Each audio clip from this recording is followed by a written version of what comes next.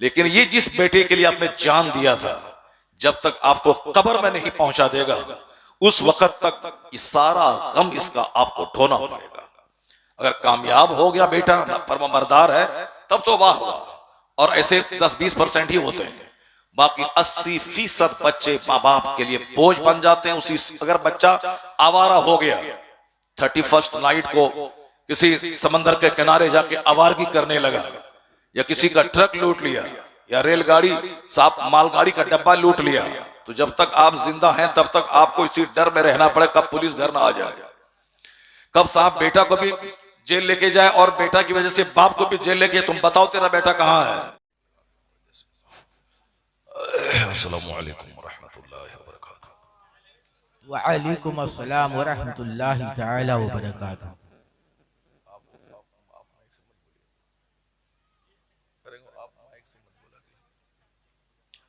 अल्हम्दुलिल्लाह अल्हम्दुलिल्लाहिल्लज़ी हदाना लिल ईमान वल इस्लाम वस्सलातु वस्सलामु अला सय्यिदिना मुहम्मदिन नबिय्यिहिल्लज़ी इस्तंक़ज़ना बिही मिन इबादतिल औसान वल असनाम व अला आलिहि व अस्हाबिहि नजबाइल बररतिल किराम। अम्मा बअद, फ़अऊज़ु बिल्लाहि मिनश शैतानिर रजीम। बिस्मिल्लाहिर रहमानिर रहीम। इन्नल्लज़ीना आमनू व अमिलुस्सालिहात कानत लहुम जन्नातुल फिरदौसि नुज़ुला। सदक़ल्लाहुल अज़ीम व सदक़ रसूलुहुन नबियुल करीम। हदीस पाक में आया है कि जो एक बार दरूद भेजता है, अल्लाह उस पर 10 बार रहमतें नाज़िल फरमाता है। दरूद भेजने वाले के 10 गुनाह माफ होते हैं, अल्लाह उनके 10 दर्जों को बुलंद फरमाता है। एक हदीस में आया है कि क़यामत के दिन आका अलैहिस्सलाम के करीब सबसे ज्यादा वो शख्स होगा जो दुनिया में सबसे ज्यादा हुजूर पर दरूद भेजा होगा। और एक हदीस में आया है कि मन असरत अलैहि हाजतुन फलयुक्सिर बिस्सलाति अलैया,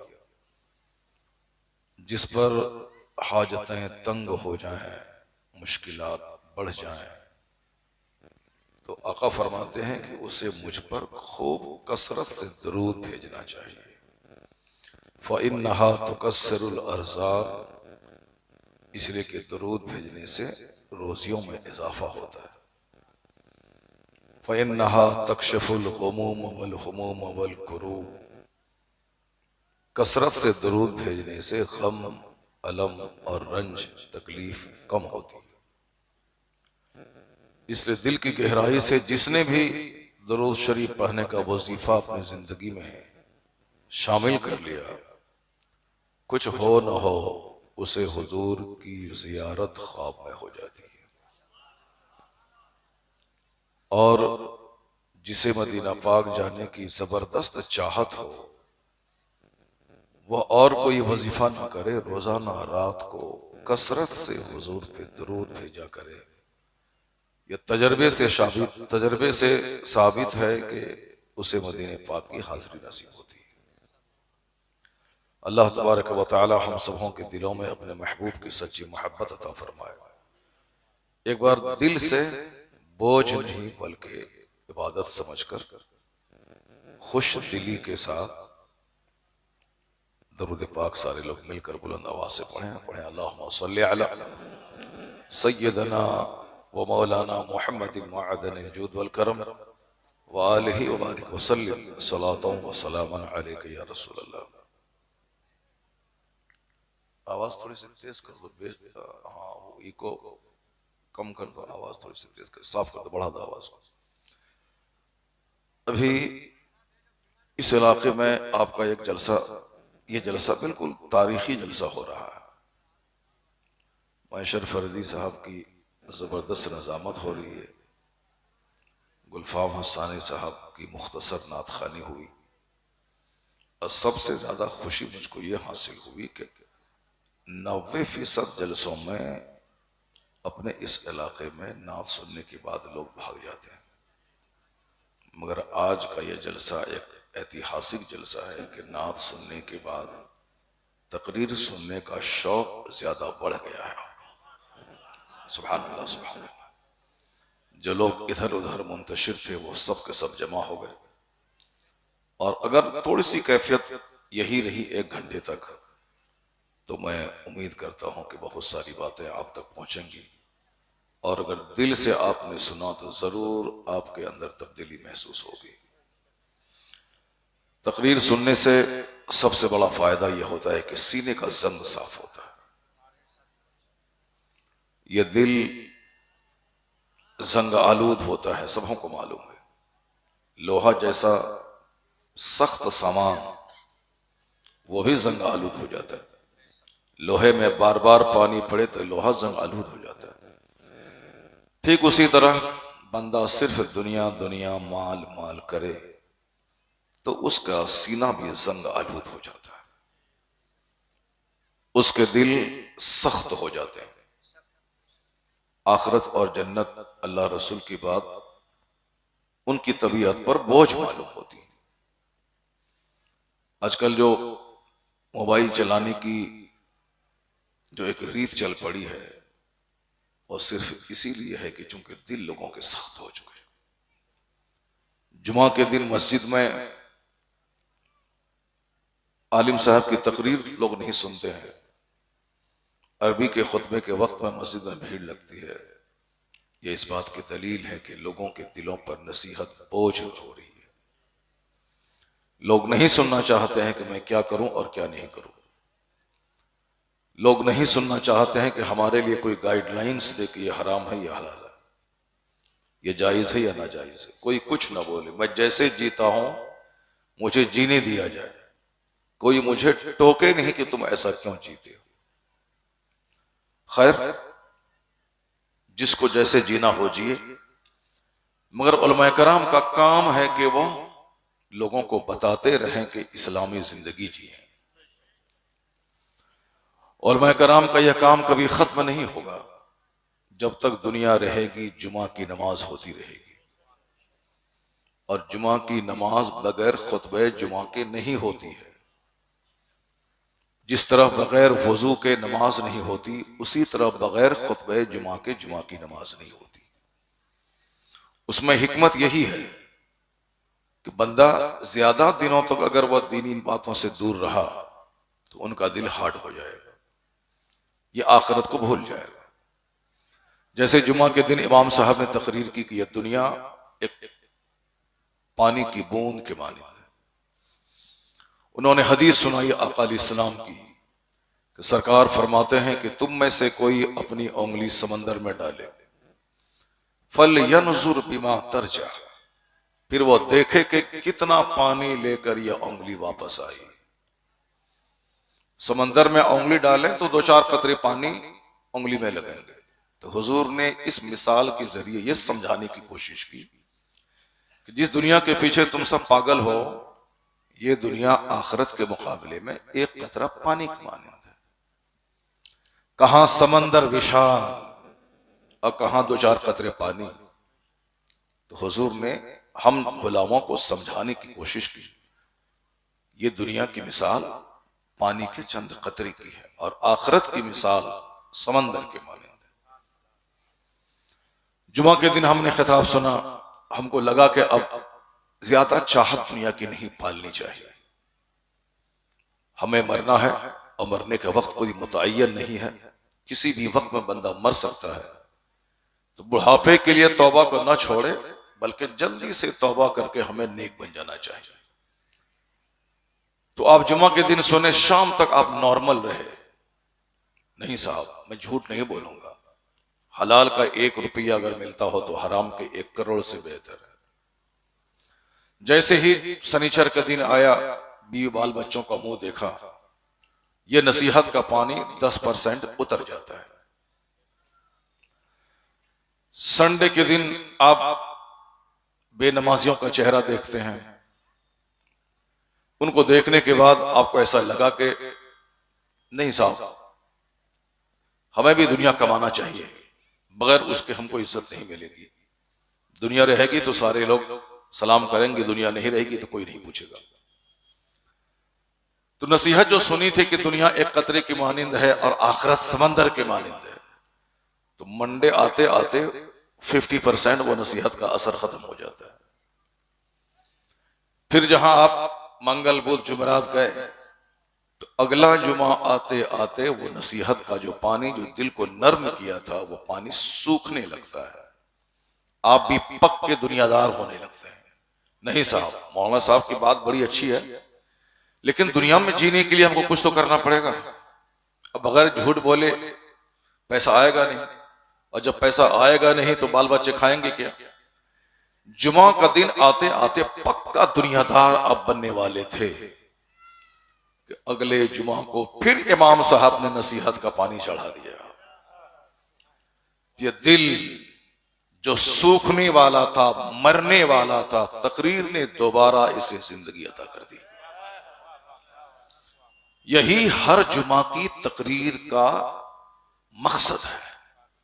और जब तक बंदा दुनिया में जिंदा है तब तक उसको जुमा पढ़ना है और हर जुमा के दिन वाज सुनना है। अगर आपको याद हो कि इमाम साहब क्या कहते हैं खुतबे जुमा में, अगर आपने गौर किया है कभी, तो एक खुतबा शॉर्ट है, सुभान अल्लाह वल्हम्दुलिल्लाह, उसमें आगे जाके एक जुमला है, सबीलुकुम तवीलुन तवील वज़ादुकुम कलीलुन कलील, यानी ऐ लोगों, नेक काम की तरफ सबकत करो, दौड़ो, क्योंकि तुम्हारा रास्ता बहुत लंबा है।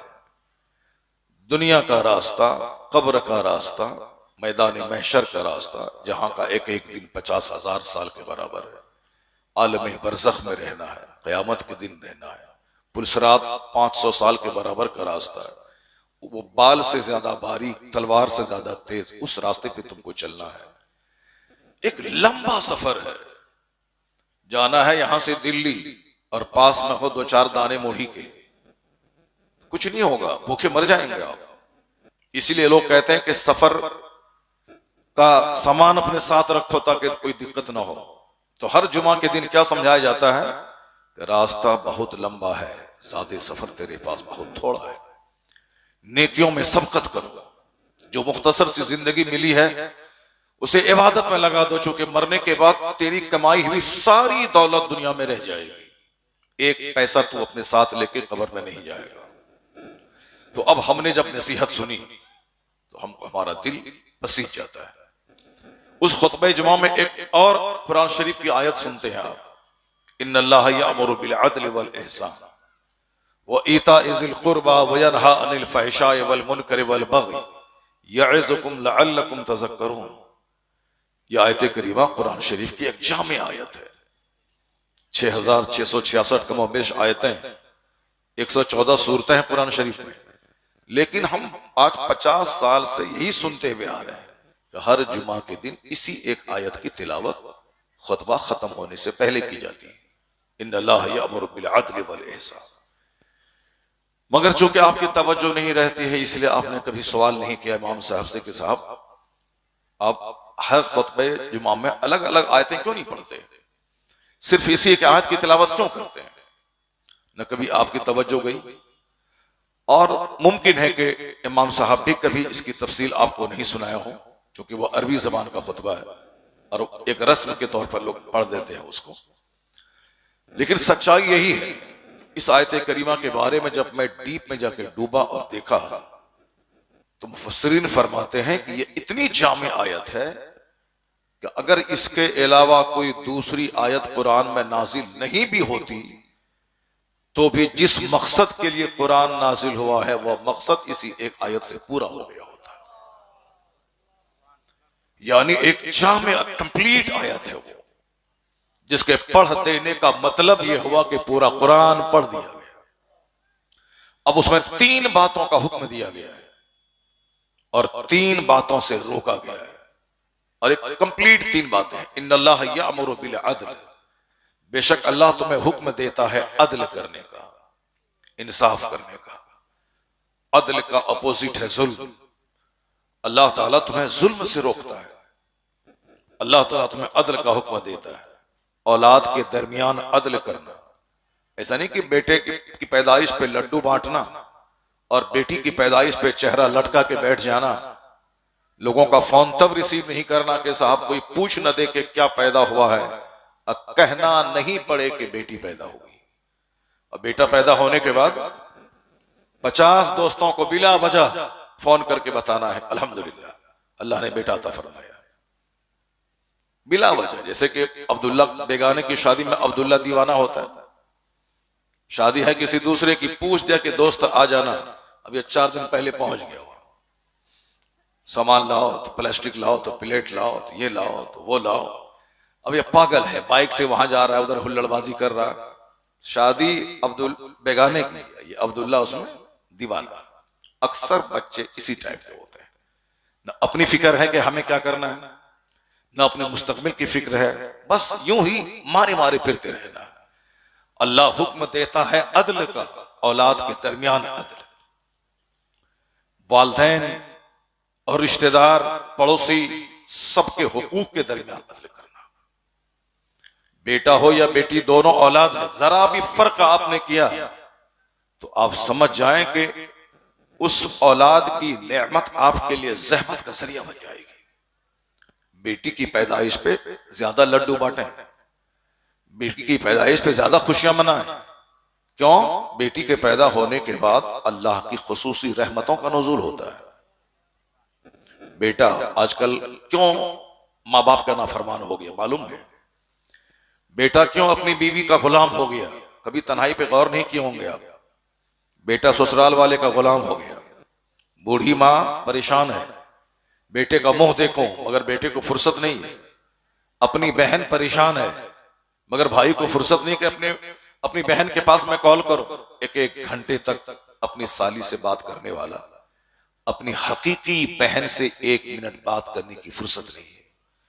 जिस माँ ने 9 महीने पेट में रखा, जो माँ 2 साल तक खूने जिगर दूध की शक्ल में पिलाती है, जो माँ 10 साल तक नर्स की तरह पेशाब पाखाना के कपड़े धोती है, उस माँ को ठुकरा के एक औरत की खातिर अपने वतन से बेवतन हो जाना, औलाद का नाफरमान हो जाना साफ लफ्जों में, ये इसीलिए है कि चूंकि जिस बेटे के लिए आप अजमेर में दुआ मांगी थी, जिस बेटे के लिए आपने बरेली शरीफ में दुआ मांगी थी, जिस बेटे के लिए आपने पंडवा शरीफ में दुआ मांगी थी, उस बेटे की पैदाइश पे आपने खूब खुशियां मनाई थी, लेकिन बेटी की पैदाइश पे आपका चेहरा काला हो गया। बेटी की पैदाइश पे आपका चेहरा गुस्से से तमतमा गया।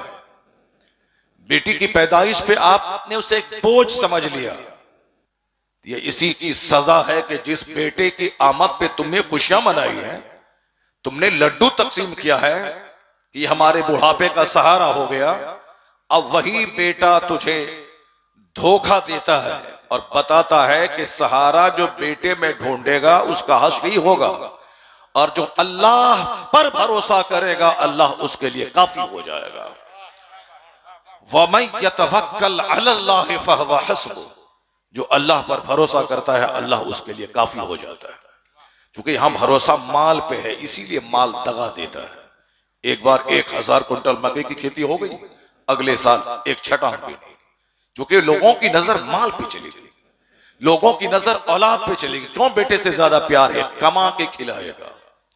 जबकि कुरान शरीफ का ऐलान है ला तक़्तुलू औलादकुम खश्यत इमलाक, गरीबी के डर से बच्चों को कत्ल मत करो, मैं तुम्हें भी रोजी देता हूं, तेरे बच्चों को भी रोजी दूंगा।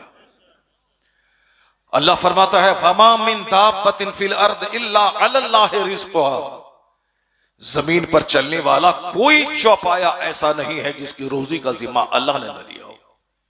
अल्लाह बंदर सांप छुछंदर सबको रोजी देता है। अल्लाह गाय भैंस शेर भालू सबको रोजी देता है। कोई बता दे कि कोई शेर भूखा मर गया हो, कोई बता दे कि कोई गाय भूखी मर गई हो। हम उन जानवरों की वजह से पाले जाते हैं। हदीस में आया है कि बंदों के गुनाह इतने हो गए कि अगर ये बेजबान जानवरों का ख्याल ना हो तो अल्लाह ताला आसमान से पानी नहीं बरसा है। यानी यही बेजबान जानवर है जिसकी वजह से बारिश होती है और जमीन से घास उगती है, और ये जानवर खाते खाकर जिंदा रहते हैं, और उसी बारिश की वजह से हमारी खेतियां भी पैदा होती हैं और हम अशरफुल मखलूकात इनकी वजह से पाले जाते हैं। लोग कहते हैं कि साहब मैं बूढ़े माँ बाप को पालता हूं। बूढ़े माँ बाप को आप नहीं पालते हैं, बूढ़े माँ बाप की वजह से आप पाले जाते हैं। इन ज़ईफों की दुआ है अकरिमू ज़ुअफ़ाकुम, आका फरमाते हैं ज़ईफों की इज्जत करो, कमजोरों की इज्जत करो, इनकी वजह से तुमको रोजी दी जाती है। अल्लाह रब्बुल इज्जत ने औलाद को एक नेमत, एक तोहफा बनाया है। जिस औरत को बेटी भी नहीं है उससे पूछे उसके दिल का हाल क्या है। बांझपन का ताना सुनने से बेहतर वो चाहती है कि जमीन में गड़ जाए, वो मर जाए। अगर समाज की औरतें कहती हैं कि तुम निपुत्र है, बांझ है, तेरे पास कोई औलाद नहीं, तू औलाद का क्या दर्द समझेगी, उस वक्त उनको लगता है कि मैं जहर खा के मर जाऊं। एक बेटी ही सही, लूली लंगड़ी ही सही, एक औलाद हो, कम से कम बांझपन का ताना तो खत्म हो जाए, मैं भी साहिब औलाद हो जाऊं। तो अब जब अल्लाह ताला अपने करम से उसको औलाद देता है, बेटी देता है, तो फिर अब तो उनको खुशियां मनानी चाहिए कि मैं साहिब औलाद हो गई। औरत तो खुश हो जाती है, लेकिन शौहर खुश नहीं होता है, लड़की का बाप खुश नहीं होता है, वो नाराज हो जाता है। तो इसलिए अल्लाह तबारक व तआला आज लड़कियों के जरिए माँ बाप को फायदा पहुंचा के बताता है, जिसको तुमने कमजोर समझा था मुसीबत की घड़ी में अब वही काम आ रही है। बेटा अपना बीमार होने के बाद वो देख लिया कि इस बूढ़े को हॉस्पिटल ले जाने की जरूरत है, काम का बहाना लेकर चला गया। अब ये बेचारा बूढ़ा परेशान हो रहा है। 300 किलोमीटर दूरी पे बेटी का घर है, उनको फोन जाता है कि मां बेचारी रात से खाना नहीं खाई। बाप बेचारा परेशान है, 300 किलोमीटर दूर से वह औरत चल के रोती हुई आती है और अपनी मां अपने बाप को अपने साथ हॉस्पिटल लेके जाती है, अपने शौहर को भी साथ लाती है। अपना बेटा, हकीकी बेटा, जिसके लिए उन्होंने लड्डू तकसीम किया था, जिसके लिए उन्होंने 10 दरगाहों पे दुआएं की थी, अपना बेटा दगा दे गया। और जिस बेटी को की पैदाइश पे चेहरा लटका था, वही बेटी मुसीबत की घड़ी में माँ बाप के काम आ रही है। और आज यह बात 80% दुनिया में देखी जा रही है कि अक्सर बेटियां ही माँ बाप के काम आ रही है संकट की घड़ी में और मुसीबत की घड़ी में। ये क्या है? जिसको तुमने कमजोर और बोझ समझा था, उसी से तुमको राहत मिल रही है। और जिस बेटे को आपने बहुत कुछ समझा था, उस बेटे से सिवाय नुकसान के और कुछ नहीं मिल रहा। अदल करना होगा, अल्लाह की रहमतों को अपने हिस्से में करना है। तो औलाद की पैदाइश चाहे लड़का हो या लड़की, दोनों को सेम समझना होगा। और यहां तक कि लड़के के मुकाबले में लड़की से ज्यादा प्यार करना होगा, क्योंकि चंद दिन की मेहमान है आपके घर में। 18 साल तक ये आपके पास है, उसके बाद ये अपने शौहर के घर जाएगी, फिर सारी जिंदगी वो अपने शौहर के बन के रह जाएगी। लेकिन अगर आपने अपने बेटे के लिए तमन्ना की है, तो बेटा पैदा होने के बाद उसका नाक का नेटा भी साफ करना है आपको, उसके पेशाब पाखाने भी धोना है आपको, और उसको पढ़ाना भी है। पढ़ने के बाद नौकरी नहीं मिली तो उसको खिलाना भी है। और अगर इस बीच में जवान हो गया, शादी दिला दिया, तो अब लड़का भी बोझ है, लड़के की बीवी भी आपके लिए बोझ है। अगर साल भर के बाद बच्चा पैदा हो गया, तो अब पोता भी आपके लिए बोझ है। जब तक वो कोई काम नहीं करेगा तो बेटे को भी पालना है, बेटे की बीवी को भी पालना है, अब बेटे के बेटे को भी पालना है, उसको घर भी देना है, उसको नौकरी के लिए 2-4, 10-20 लाख रुपए रिश्वत में भी देना है। अगर नौकरी नहीं मिली तो 2-4, 10 लाख रुपए खर्च करके एक दुकान करके देना है। अगर दुकान नहीं चली तो उसका आधा दर्द बूढ़े बाप को सहना है। अगर पूंजी फ्लॉप हो गई तो फिर बाप को उसका गम भी सहना है। मरते दम तक अपने बेटे का गम सहना है, क्योंकि मरते दम तक बेटे के साथ रहना है। उस बेटे का हर गम अपना गम ले लेना। बेटी बेचारी चली गई ससुराल, अब वहां नमक खारी की रोटी खारी किस हाल में है कोई पूछने वाला नहीं। बाप बेचारा फ्री है, चलो शौहर के जिम्मे है। लेकिन ये जिस बेटे के लिए आपने जान दिया था, जब तक आपको कब्र में नहीं पहुंचा देगा, उस वक्त तक इस सारा गम इसका आपको ढोना पड़ेगा। अगर कामयाब हो गया बेटा, फर्माबरदार है, तब तो वाह हुआ। और ऐसे 10-20% ही होते हैं, बाकी 80% बच्चे माँ बाप के लिए बोझ बन जाते हैं। उसी अगर बच्चा आवारा हो गया, 31st नाइट को किसी समंदर के किनारे जाके आवारगी करने लगा, या किसी का ट्रक लूट लिया, या रेलगाड़ी साफ मालगाड़ी का डब्बा लूट लिया, तो जब तक आप जिंदा हैं तब तक आपको इसी डर में रहना पड़े कब पुलिस घर ना आ जाए, कब साहब बेटा को भी जेल लेके जाए और बेटा की वजह से बाप को भी जेल लेके, तुम बताओ तेरा बेटा कहां है। और आजकल यही तो हो रहा है। आज 31st नाइट है, आज करोड़ों बच्चे क्या कर रहे होंगे, कई लाख रुपए खर्च करके बहुत सारे लोग गोवा समंदर के किनारे पहुंचे होंगे। इत्तेफाक से एक बार मैं उसी इलाके में था, मैंने समंदर के किनारे इस सफेद भैंस को मैंने समंदर के किनारे रेत पर सोया हुआ देखा। ऐसा कि कान पकड़ लिया कि दोबारा कभी समंदर के किनारे इन गोरों को देखने नहीं जाऊंगा, जैसे बिल्कुल मादरजात बरहना